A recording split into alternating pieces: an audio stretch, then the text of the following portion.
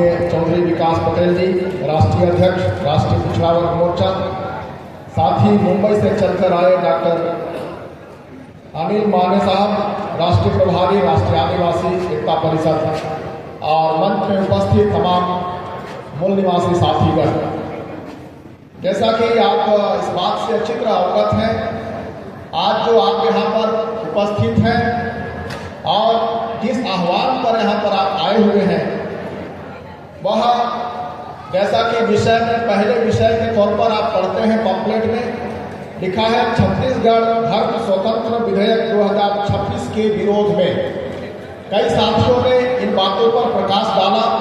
मैं भी चंद शब्द कहते हुए अपना स्थान वापस ग्रहण करना चाहूँगा। अभी 19 मार्च को छत्तीसगढ़ विधानसभा में एक विधेयक पारित किया गया, जिसका नाम छत्तीसगढ़ धर्म स्वतंत्र विधेयक 2026 रखा गया।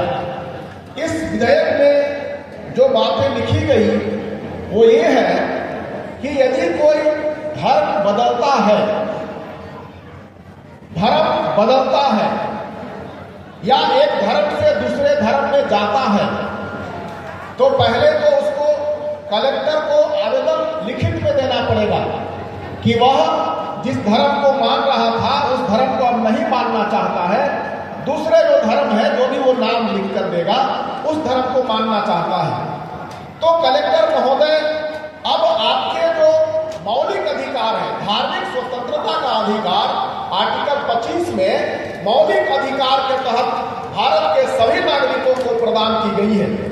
अब इस विधेयक के आने से समस्या ये पैदा हो जाएगी कि जो आपका मौलिक अधिकार है, किसी भी धर्म को आप मान सकते हैं, किसी भी धर्म को, जो धर्म आपको अच्छा लगता है उस धर्म को आप मान सकते हैं, पर अब यहाँ पर इस कानून के लागू होने से व्यवधान ये उत्पन्न हो रहा है कि आप हमारे बीच में आज के नेतृत्वकर्ता माननीय वामन मेश्राम साहब पहुंच चुके हैं। खड़े होकर हम उनका अभिवादन करें।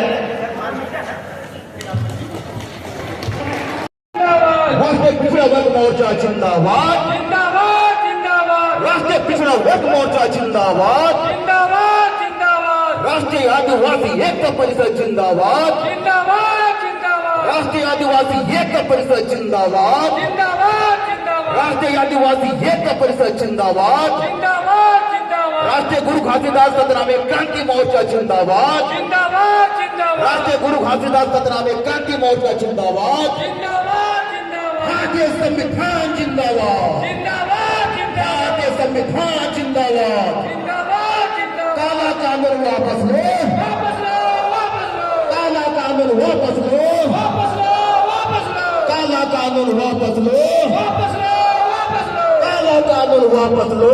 वापस लो।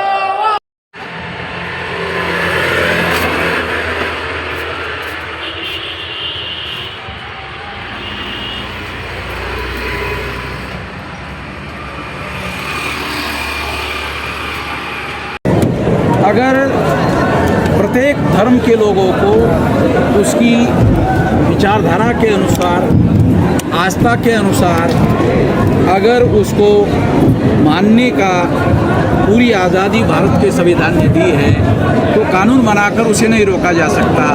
अगर रोकने की कोशिश होती है तो वो मौलिक अधिकार का विरोध माना जा सकता है, और मौलिक अधिकार के विरोध में किसी प्रकार का कानून बनाने के लिए संविधान में अनुमति नहीं है। लगातार विरोध किया जा रहा है, 40 से अब तक विरोध हो चुका है, लेकिन जो विधेयक है उसमें हस्ताक्षर भी हो गए और कानून पारित भी हो गए। आगे क्या रणनीति रहेगी? देश भर में इस कानून को जलाया जाएगा, सीधे तौर पे जलाया जाएगा।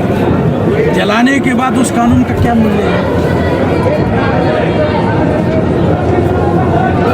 आपको पूछ रहा हूँ, जब उसको सार्वजनिक रूप से सारे देश भर में जलाया जाएगा तो उस कानून का क्या महत्व रहेगा?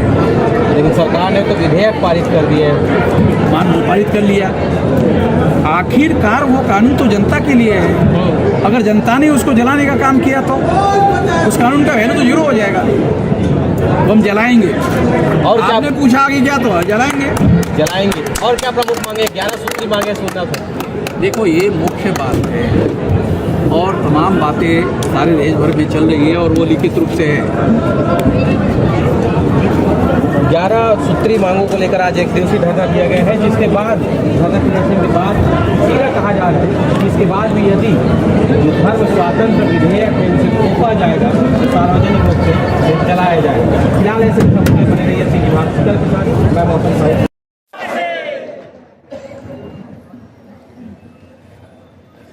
हाँ, कृपया बैठ जाइए। बहुत धन्यवाद आपकी ऊर्जा के लिए। इसका मतलब हमारे भारत देश में कुछ वर्ग जो हैं मूल्यवान नहीं है साथियों। आज वही जो मूल्यवान नहीं है, वही संविधान को मानने वाले लोग नहीं हैं। जब तक हम लोग अपने सामाजिक इतिहास को नहीं जानेंगे, महापुरुषों के जीवन संघर्ष को नहीं जानेंगे, तब तक हम लोग दो दुश्मन की पहचान नहीं कर पाएंगे। जब दो दुश्मन की पहचान नहीं कर पाएंगे साथियों, तो कौन संविधान विरोधी है और कौन संविधान समर्थक है हम नहीं जान पाएंगे। हम सार्थक रूप से अपनी लड़ाई हम नहीं लड़ पाएंगे। तो साथियों, आज तमाम तरह हमारे जो वक्तव्य हैं, हमारे बीच में अध्यक्षता करने वाले माननीय वामन मेश्राम जननायक